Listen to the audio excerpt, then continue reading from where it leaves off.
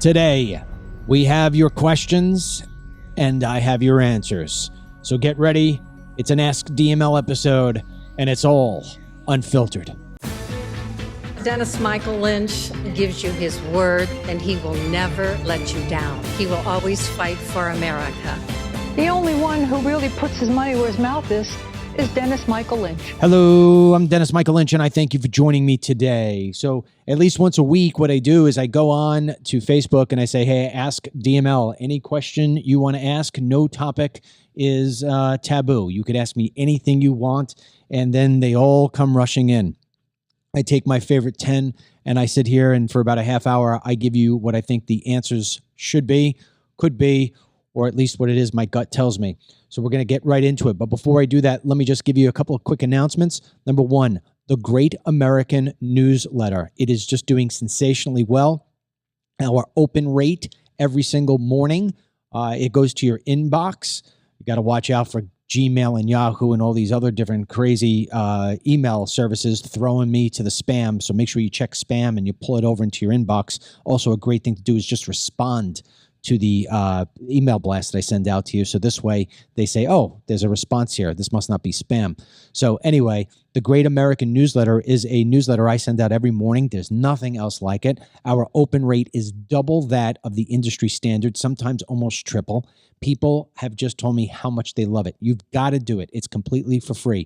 Go to greatamericanNewsletter.com. I know it's a long URL, but it's easy to remember. greatamericanNewsletter.com. Go do that today and you won't miss a beat. Also, download the DML News app because we have 3 other newsletters that we put out through the day and we put them there on the news app. So you can get that for free as well from the Google Play Store or the Apple App Store. Okay, so we're going to get right into your questions. I'm going to throw the first one up here on the screen. This comes in from Becky Cockrell, and she asks, how do we get a fair election? The last one was rigged. And then there's a guy named Vincent. Vincent responds to that and says, please tell me exactly how it was rigged and how such a vast conspiracy could have operated and gone unnoticed. List your evidence, please. So I'm going to do both of those things. First of all, Becky, let me tell you this. I did on the Great American Newsletter over, I believe it was the weekend. Maybe it was Friday, or was it yesterday? No, it was yesterday. I'm sorry, yesterday. My goodness. Yesterday morning, part of the newsletter at the top is what's called the DML report. So I just kind of give you a synopsis, usually 300 or 400 words on how I feel about a specific news item or something that's taking shape. And there was an article in the left-leaning news online website called Axios.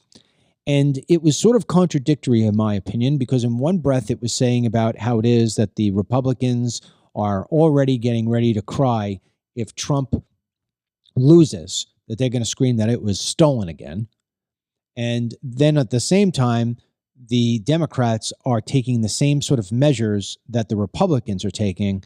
So it's like, wait a second, how can you blame the Republicans for taking steps that the Democrats are going to take as well to ensure that cheating isn't taking place? Now, the Democrats aren't taking all the same steps, but they are, from a legal perspective, trying to set up a battle against Republicans. In that article, Axios lists just a few things that Lara Trump and the RNC are trying to accomplish and get ready for the election. And here is the list of what those things are. It's a short list. It's not the full thing, but here's just some. The RNC has installed 13 election integrity state directors who've been hosting training sessions with state and county GOP parties in swing states such as Pennsylvania, Arizona, and Wisconsin. So I imagine these people are being trained what to look for and how to report it. Doesn't mean it's going to stop it, but at least they'll be able to be catching it. Number 2, contracted with 13 in-state councils to help identify local litigation opportunities. So in other words, they're getting the army of lawyers ready and prepared in case they see something happening that the lawyers can step in and call maybe something on an emergency basis. Next is Trump's campaign and RNC plan to recruit and deploy 100,000 volunteers law students and lawyers to serve as poll watchers and observers. Next, already have filed dozens of election-related lawsuits in 25 states. Several of the lawsuits seek to prevent states from counting mail-in ballots that are missing a date or that are received after Election Day. That's a big, huge thing. So that's a good one.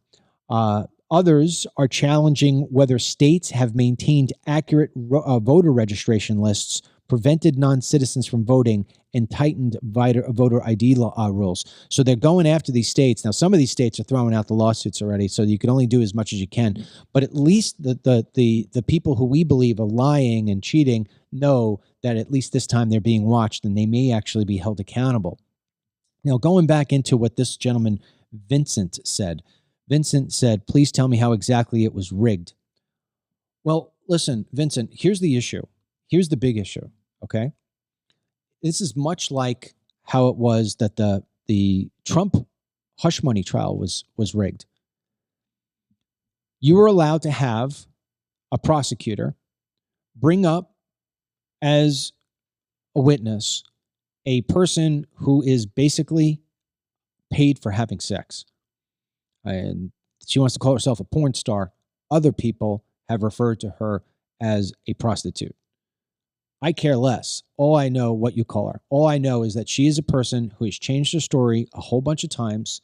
She is somebody who literally gets paid to have sex with all different men.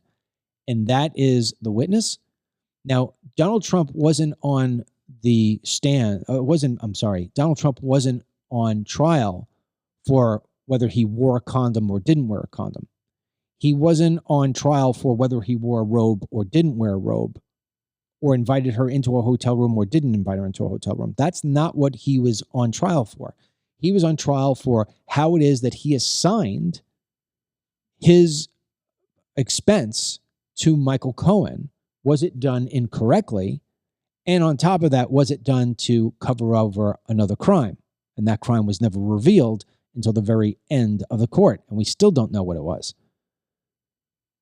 Michael Cohen also was allowed to go on all these tangents and talk about things that had no relevance at all to what it was that the alleged crime was.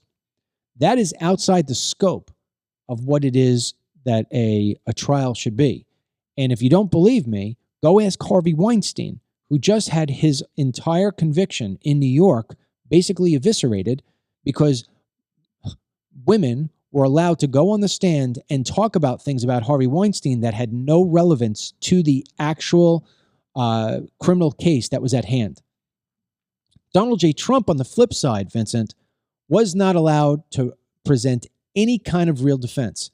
If he had somebody who went up there as a defendant, he got ripped to shreds from the prosecution, and the judge just gave no favor at all, no fairness at all to the Trump side. An FEC expert who was going to come in and talk about why it is the FEC did not go after Trump, and the same thing, the DOJ didn't go after Trump for what Alvin Bragg was going after him for, he was not allowed to testify. The list of that is long. That is what you call a kangaroo court. I take that same exact thing and I apply it to what happened in the election. I have interviewed on this show multiple different people who are familiar with what took place in their own districts and right in front of their own eyes. One of them being a state senator for Arizona. They have given me time and again various different evidence that they saw or evidence that they were never given over that they know existed. For example, when you talk about servers being attacked or pinged or accessed, there is what's called a server log. And the Democrats would not give over the server logs that were asked for while there was an actual audit going on from the Republicans in Arizona. So if you don't have the evidence, you know it's there, you know it exists, every server has a log. If you can't get the logs, how do you present that evidence if they won't hand it over? We know about ballots that weren't folded properly. We know about ballots that were changed. We know about people, multiple people voting from one household. That we know people who had been interviewed that said, I never casted that vote. It's long. You could look at the movie from 2000 Mules. And of course, the left is going to try to denounce that. But that evidence has never been looked in beyond that of a filmmaker. So every single time that there has been a legitimate audit tried to start, it has either been rejected by not getting full evidence, or if a lawsuit was tried to be initiated, the judge would throw it out without even looking at the evidence that was presented. There was just recently a hearing in Georgia about the 2020 election, and some of the things that were revealed in there were astonishing. I don't have enough time to give to you what was a 2-hour video that I watched, but go look it up. Recent Georgia hearing on election integrity 2020, and you'll get all the evidence you want. But when the media doesn't write about it, and when the courts won't touch it, that's why you asked the kind of question that you just did. So that's my 2 cents. Going on to the next one. Kim Donnelly is a name I know. She's a Team DML member. Kim wants to know, I want to volunteer to be at the polling stations in November, and I'd like to know who to contact if I see shenanigans going on. Well, Kim, I just read to you this stuff. Wherever you are, and if I'm not mistaken, I think you're in California, reach out to your local GOP and ask them to reach out to your local congressman. Both, you could do it from a state level or from a federal level, and ask them how it is that you register to be a poll watcher. Go to the local GOP website, and no doubt they'll have it for you. Next one comes in from a gentleman named Brian Chafis. Why aren't any Republicans still standing up and doing anything about Trump's conviction? And why don't we have any conservative prosecutors going after these people in the same with Dr. Fauci? Well, I mean, I can't answer the first part of that because the trial has actually ended, and we'll have to wait to see what it is that the sentencing is. There's nothing really that conservatives can do at this point. But I agree with you wholeheartedly. Where are the conservative prosecutors right now finding misdemeanors that were created and possibly finding, felonies that are connected to him? Why isn't the Republican Party fighting fire with fire? I don't have the answer for you other than the Republican Party doesn't know how to win. If you take Donald Trump out of the mix, they don't know how to win. Think about this. George W. Bush was the last guy who won. Barack Obama came in and he won. Barack Obama came in and he won. McCain lost. Romney lost. Two of the weakest rhinos you could possibly imagine. That's who the Republicans put up to go against him. It wasn't until Donald J. Trump came and beat the Clinton machine. He's the one guy who goes against the grain. The rest of these people, except for maybe Marjorie Taylor Greene, they just fall in line. And the only thing that they do is they just go to Fox News and scream out loud about the injustices that are taking place. But yet I never see them doing anything. Where's Ted Cruz? Where's Marco Rubio? Both of them are lawyers. Why aren't they working with the local DAs? Why aren't they working with the state attorney generals and getting something going? So this way we show we're going to fight fire with fire. Why aren't they doing that? The only other person I see doing anything on that end is Lara Trump, what I just read about what she's doing with the RNC. Until we fight fire with fire, the Democrats will continue to light their blazes, and we will all continue to be burned. The next one comes in from Lisa Russell. This is more of a statement, and I thought it was a good one to read. Lisa writes, our beautiful nation has become so ungodly, attacked as soon as it's addressed by a society ungrateful. Yes, our nation was strong once. Yes, I was proud to call myself an American. I remember when we, Americans, were outspoken to the claims, made in America. We're the land of the free because of the brave. This is my country, and so on. I'd love that feeling back. I'm heartbroken for my younger self.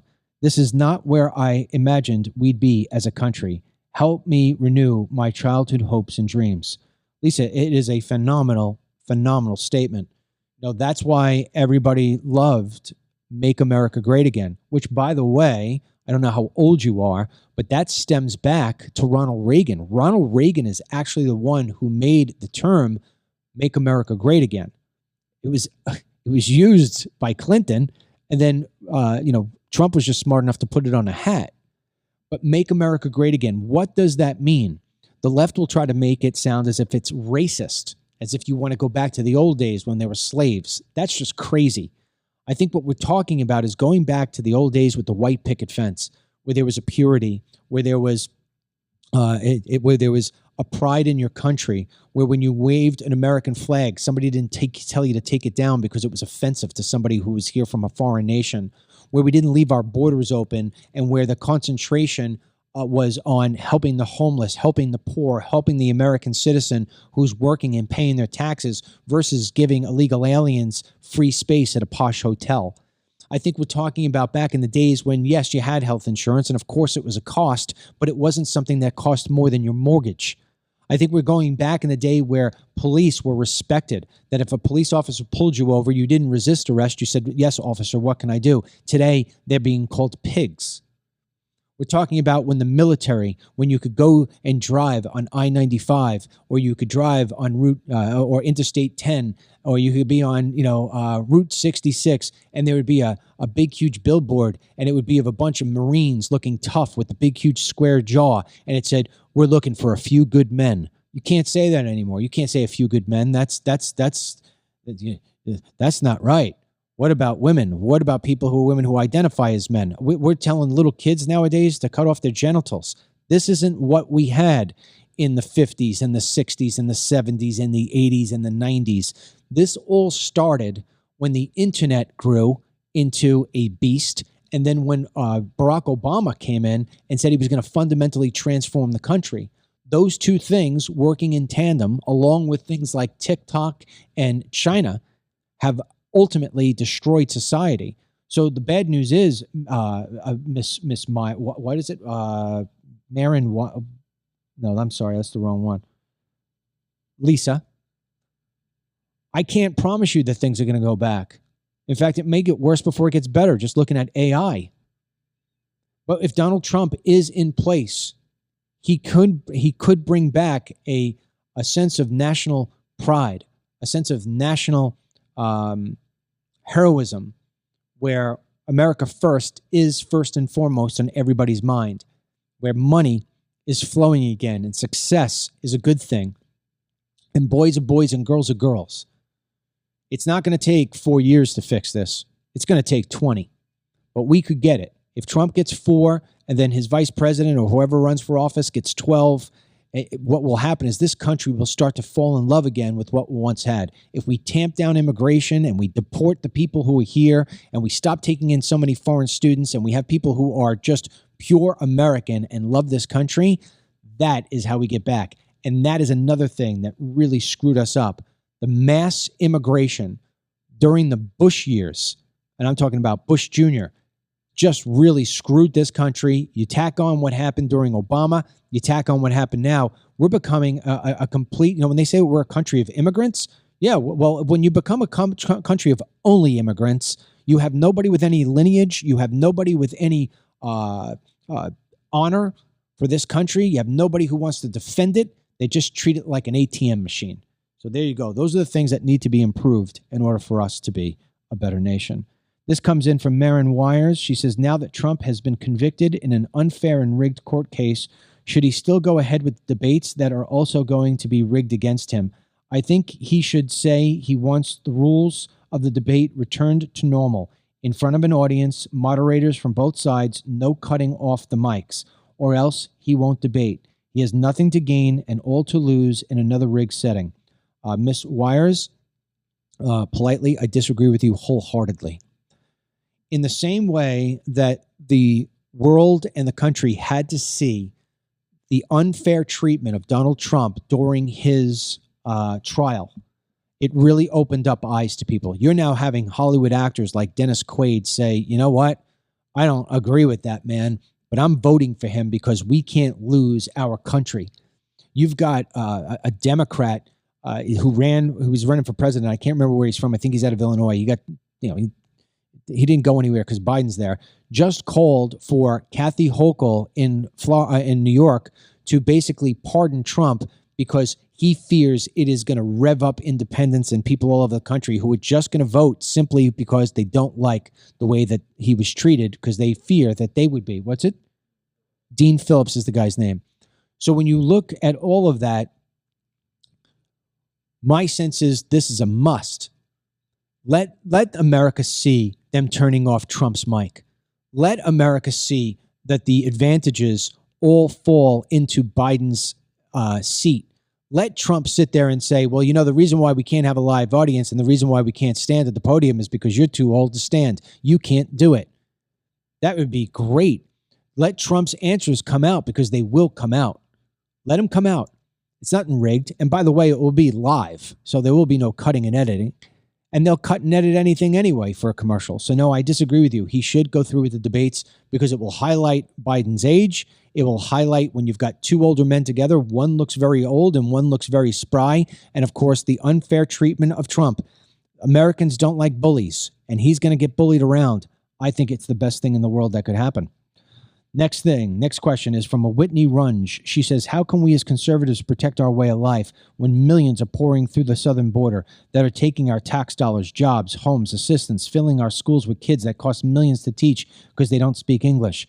It's an invasion by infiltration of millions to break us financially and put us in a food shortage where we have to beg the government for everything. Whitney, fantastic position on that. As you know, I've been an immigration hawk. I've been in this game now for a very long time. Started doing my first immigration film, They Come to America, in 2008. Made 3 ones after that. The last one you could watch on Amazon, and it's scary because it just was before the 2020 election. And I said, if Joe Biden is elected, he is going to wind up opening the borders. And I was completely 100% correct. My son, who's off to the side here, calls them prophecy movies. There is a very, very simple way to end all of this, and it ain't going to happen if a Democrat is in office. If Donald J. Trump is the victor, he will be able to take certain steps as president, not only to close the borders and stop all immigration into this country. I just don't know if he has the guts to do it, to be quite honest. And also start mass deportation. He could deputize people. He can start using agencies, and we could start sending these people home. Many of them will self-deport just by means of going through with the letter of the law as it is right now. You cannot aid, you cannot abet, you must send home illegal aliens. It's not going to help us with the new ones that came in who now have been granted asylum, but the older people who are here have been here for a very long time.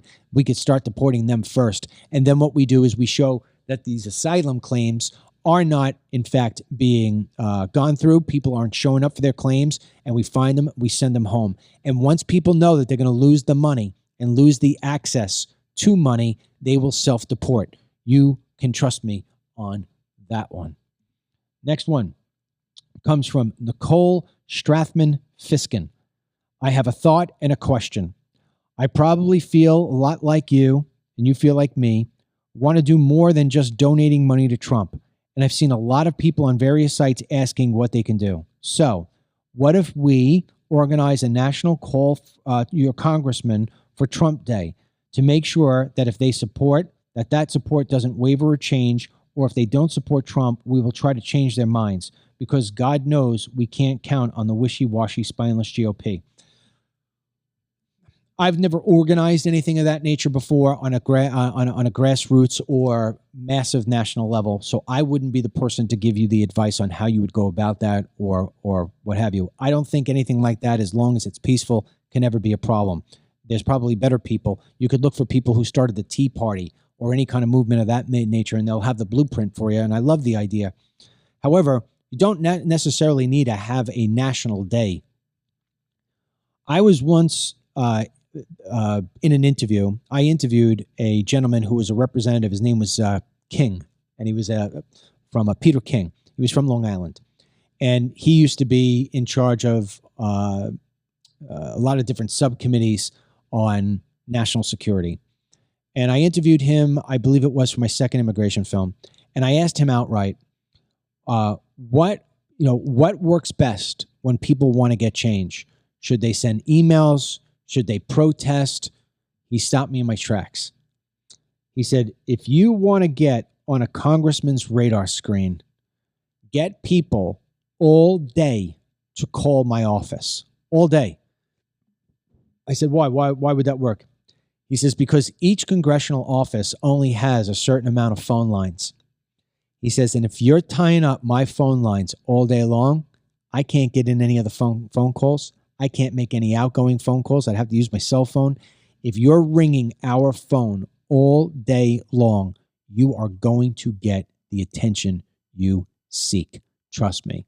So instead of calling up your congressman and trying to convince them on why it is that they should support Trump, you call the congressman all day long and you don't convince anything of that nature. You say, if you don't support Trump, we are then going to find somebody who's going to primary against you, and we are going to make sure that you're out of office in the next election. And you just pound and pound and pound, and you do it every single day, and you tie up their phones until they come out and they say, here's what I'm doing, here's what I'm saying, here's my support. And that's the way you go about it. That's my take. Next, Peggy Med Godwin. She says, I don't believe for a minute Biden will be the candidate in November. I think we should be very concerned about who they are going to put in to replace him. Think we are focusing too much on Biden. Your thoughts, Dennis? I think Joe Biden they're going to be their nominee. I don't think there's going to be a late night switch. I don't, unless he falls down, gets hurt, passes away, whatever it may be. Right now, he's got about, a couple of weeks until he's got to debate Trump. That's why I want Trump to go through with it. I don't want him to give any kind of pass to Biden. So Joe Biden, in his mind, is the candidate, and I think they're gonna try to go all the way through with it. If it turns out to be that he does, for some reason, fall on his face, or he just physically or mentally has to step down, it will go to Kamala Harris. That's the way it is. It's the vice president. She's next in line. So don't think for a minute they wouldn't want her. They know that she isn't a favorite, but then again, neither is Biden. They know she isn't very smart, but then again, neither is Biden.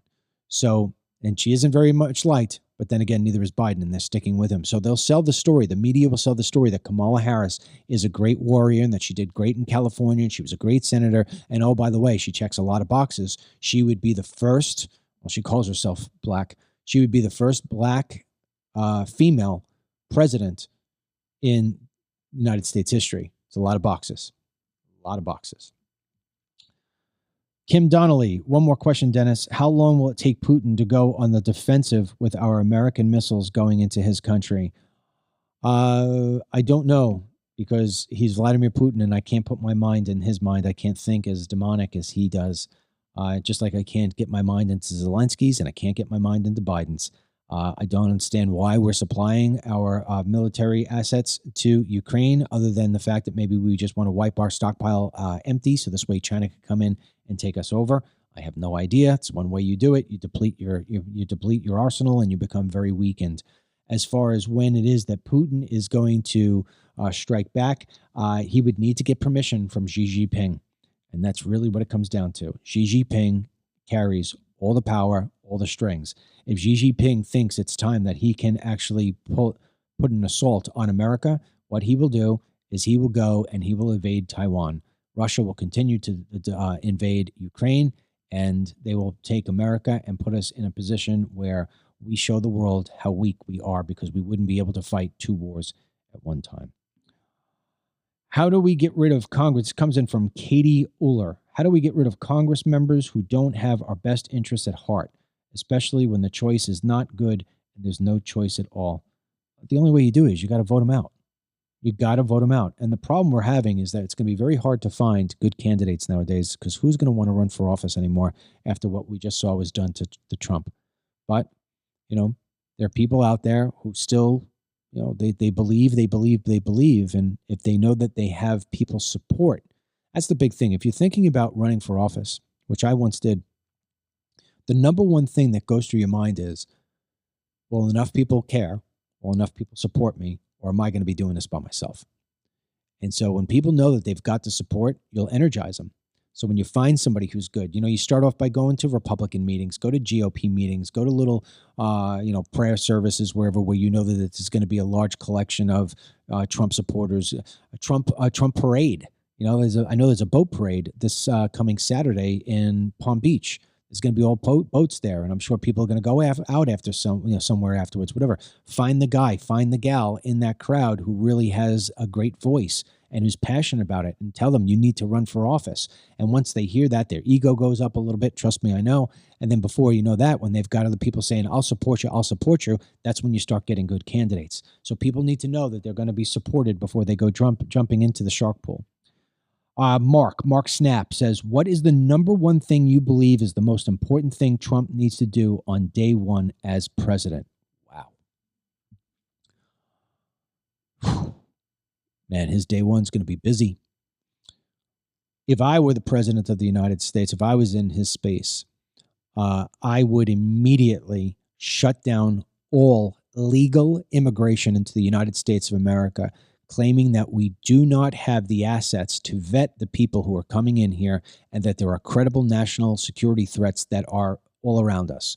And I would shut down every single last person because the president has the ability to do that. He could do it specifically by country or by profile. And so basically we're profiling everybody who's not an American. You cannot come in. Number two thing I do is I go and I shut down the southern border. It is over. We take, it's down to zero asylum claims. We can't do it. We're putting a stop on it for 4 years. You got asylum claim, go to another country. That's the way it is. We can't take them anymore. Then I call up Mexico and I tell the president of Mexico, I am telling you right now, starting today, immediately after we get off the phone, there is a 25% tariff on everything that you send to America today. And the only way that you get it taken off, and I will take 5 points off per month, is when you show me that you have secured your southern border and that you put military on the northern border and that the nonsense of flowing things in through my country stop. Until then, it's a 25%. And then only when I start seeing it get better is when it will lower little by little by little. And if you start doing the other way, it goes up, it goes up, it goes up. And that's it. And then if you don't stop, I'm going to stop all trade with Mexico. We can wind up getting our Dos Equis beer made here in America. That's how I do it. That would be my number one thing. My number two thing is that I would put together a national group of the best to look in to our elections and to try to format somehow, some way to get as many states as possible to be on one system where all the ballots are basically done the same way and with no online anything. And so if we get enough states to jump on, that's how it is that we know we could have a fair election. And it would also help us because if we had, let's say we have 50 states and you got 30 states to agree. If 30 states showed that there was a consistency in the amount of votes, like let's say, for instance, 55% of the vote in almost every state on average went to the Republicans. Well, all of a sudden, if you've got the other 20 states and the numbers are all over the place, you know that there's an inconsistency going on somewhere. So that's what I'd like to see Trump do right away. On day two, he should make phone calls to Xi Jinping, to Iran, to North Korea, and to Russia and tell them America is back. Stop screwing around. We got a new sheriff in town. I ain't Joe Biden. Next, Kathy Scott Schneider says Trump should not debate. They can edit parts of it and use it in a negative commercial over and over again. Kathy, I have already just addressed this. I disagree with you wholeheartedly, politely so. And let me see. I think that's it. Is that my last question? That's my last question. Oh, no, here it is. Last question is from Deanna Lederer. I have heard people say that Republicans should fight like Democrats and start prosecuting Democrats. Which way is better? Which way is better? I don't know the question there, but my sense is that you have to fight fire with fire or else you get burned. It's very, very simple. Fight fire with fire or you will get burned. That's it. So I agree. They should start going after them. Not innocent people. Not innocent. Don't go after innocent people. Don't play that game. But there are plenty of people out there who have done bad things, and they need to be held accountable. And I'm sure they're out there, and I'm sure we could get them, and I'm sure that there would be a lot of people who'd be nervous that I'm next in Congress.